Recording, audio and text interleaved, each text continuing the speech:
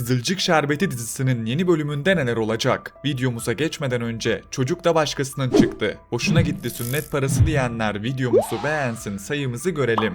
Ayrıca Kızılcık Şerbeti dizisinden en güncel gelişmeleri kaçırmamak için kanalımıza abone olup bildirimleri açmayı unutmayın. Yeni bölümde gündem çok net. Murat'ın itirafları sonrası Başak ne yapacağını bilemeyecek. Bir yandan Fatih'e mahcup olacak, diğer yandan Ünal ailesi fertlerine bayağı rezil olacak. Çünkü Murat öyle bir yerden sahneye çıktı ki Başak'la ilişkim vardı demesi yetmedi. Üstüne Fatih'le olan evliliğin sahte olduğunu da açık açık söyleyerek ortalığı ateşe verdi. Ünal ailesi zaten Başak'ı kabullenmekte zorlanıyordu. Şimdi bu olaydan sonra eleştiriler daha da büyüyecek. Yeni bölümde Başak ne yaptı, nasıl yaptı, bu işin içinden nasıl çıkacak sorusu sürekli masada olacak. Ve Başak her konuşmada kendini biraz daha köşeye sıkışmış hissedecek. Fatih tarafında da işler karışık. Tamam, bu evlilik baştan sahte bir plan gibiydi. Ama Murat'ın ortaya döktükleri Fatih'i kendi ailesine karşı mahcup düşürdü. Abdullah başta olmak üzere herkesin Fatih'e bakışı değişecek. Biz neyin içine girdik havası oluşacak. Bu saatten sonra Fatih'in de hiçbir şey olmamış gibi devam edelim deme şansı yok. O yüzden ben bu zorlu sürecin ardından ikilinin bu evliliği daha fazla sürdüremiyoruz diyerek boşanma sürecine gireceğini düşünüyorum.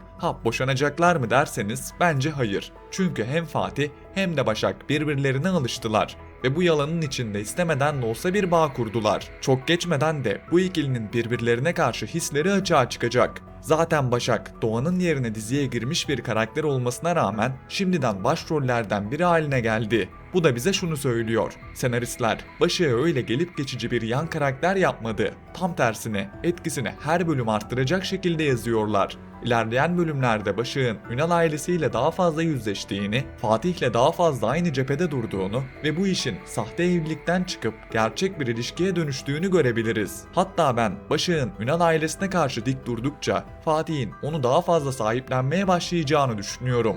Bu da sahte evlilik meselesini bir süre sonra bambaşka bir yere taşıyacak. Gelelim Ömer ve Kıvılcım tarafına. İkilinin arasındaki tüm bağ koptu mu? Bence kopmadı. Ama yine büyük bir sınav kapıda. Son bölümde Kemal Bebeğin sünnet düğünüyle beraber aralarındaki sorunları bir nebze olsun gidermişlerdi. Ve tekrar konuşmaya başlamışlardı. O sıcaklık geri gelir gibi oldu. Tam oh be dedik, Bade planını devreye soktu. İkilinin en mutlu günlerinde sahneye çıkıp Ömer'den hamileyim demesi Kıvılcım'ı resmen yıktı.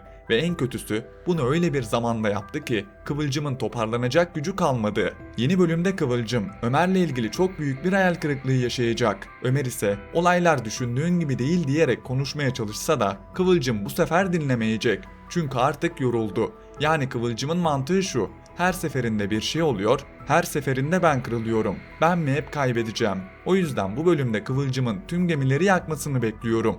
Ömer de çaresiz kalacak. Çünkü kendini anlatmaya fırsat bulamadan suçlu ilan edilecek. Bu da Bade'nin tam istediği tablo. Peki Bade gerçekten hamile mi? Ben hiç sanmıyorum. Evet, o gece Ömer sarhoştu ve yaptıklarını hatırlamıyor. Ama bu kadar da kontrolsüz olduğunu düşünmüyorum.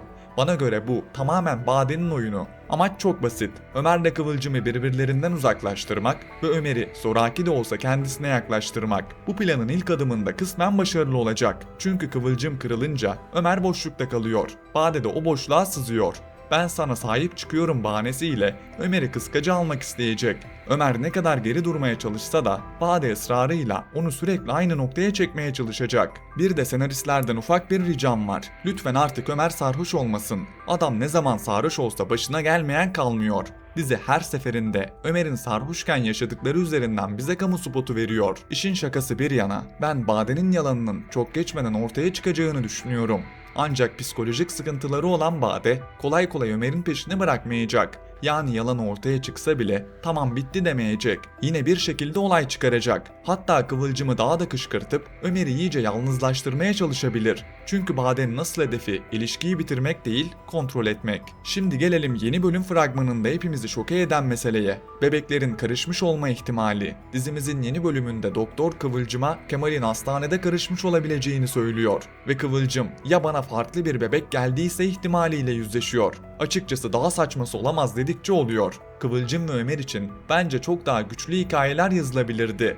Ama bebeklerin karışması gibi klişe bir senaryo bana inandırıcılıktan fazla uzak geliyor. Üstelik fragmanda bu ihtimalin bu kadar ciddi şekilde verilmesi insanı istemeden geriyor. Bir de Kıvılcım erken doğum yaptı. Aynı hastanede kaç kişi erken doğum yaptı da bebekler karıştı. Bu da işin garip tarafı. Burada tahmin yapmak gerçekten zor. Çünkü senaristlerin konuyu nereye götürmek istediği insanın zihnini zorluyor. Ama şunu biliyoruz. Ömer ve Kıvılcım bir süre daha sınanmaya devam edecek. Soru şu: her şeyin sonunda bu ikilinin aşkı tüm bu zorlukları atlatabilecek mi? Yoksa bu hikaye daha da dallanıp budaklanacak mı? Nursema'ya geçelim. Yeni bölümde onu da fena bir ikilem bekliyor. Ben size önceki analizlerimde Rüzgar ve İlhami karakterlerinin diziye katılacağını söylemiştim. Bu bir tahmin değildi, bilgiydi ve hala geçerliliğini koruyor. Zaten geçtiğimiz bölümlerde İlhami ile Nursema'nın telefonda konuştuğunu gördük. Senaristler nedense bu konuyu biraz ağırdan alıyor. Ama ben çok geçmeden hem İlhami'nin hem de Rüzgar'ın sahneye gireceğini düşünüyorum.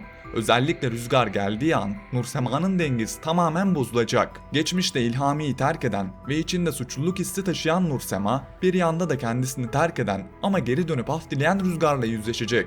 Bu iki isim aynı anda Nursema'nın hayatına girince aklı da kalbi de iyice karışacak. Bu bölümde Nursema'nın karar vermekten çok kaçtığını, oyalandığını, biraz zaman istediğini görebiliriz. Sizce Nursema'nın seçimi kimden yana olmalı? İlhami mi yoksa Rüzgar mı? Düşüncelerinizi yorumlarda mutlaka yazın. Gerçekten merak ediyorum. Son olarak Emir ve Çimen. Son bölümde aralarındaki sorunları geride bırakıp barışmışlardı. Yeni bölümde ise bu ilişki üzerinden hem Salkım'ın hem de Kıvılcım'ın etkisini daha fazla hissedeceğiz. Ama bu ikili bu sefer annelerini dinlemeyecek. İlişkilerine sıkı sıkı sarılacaklar. Emir'in Çimen'le bir an önce evlenmek istediğini biliyoruz. Çimen ise henüz erken kafasında. Daha olgunlaşmak istiyor. Fakat ben Emir'in isteğinin çok geçmeden sonuç vereceğini düşünüyorum. İkilinin ailelerinin karşısına evlenme kararıyla çıkmasıyla hem Kıvılcım hem de Salkım büyük bir şaşkınlık yaşayacak. Bu şaşkınlığın ardından da ikisinin arasında tatlı sert bir çekişme başlayacak. Bu süreçte Salkım ve Kıvılcım arasındaki çekişme iyice büyüyecek. Hem komik hem de sinir bozucu sahneler izleyeceğiz gibi duruyor. Hatta Kıvılcım tekrar ilk sezonki haline dönebilir. Daha sert, daha seküler, daha ben bilirim moduna girebilir. Bakalım Emir ve Çimen aile baskıları altında bu ilişkiyi ne kadar sağlıklı sürdürecek? Hep birlikte izleyip göreceğiz. Bir de şunu söyleyeyim. Bu bölümde herkesin bir maskesi düşecek gibi. Başak'ın niyeti sorgulanacak. Fatih'in gururu sınanacak. Ömer kendini anlatamadığı için daha çok köşeye sıkışacak. Yani tempo düşmeyecek. Her sahne bir sonraki krizi hazırlayacak. Bu yüzden fragmandaki her detayın altı dolu gibi duruyor.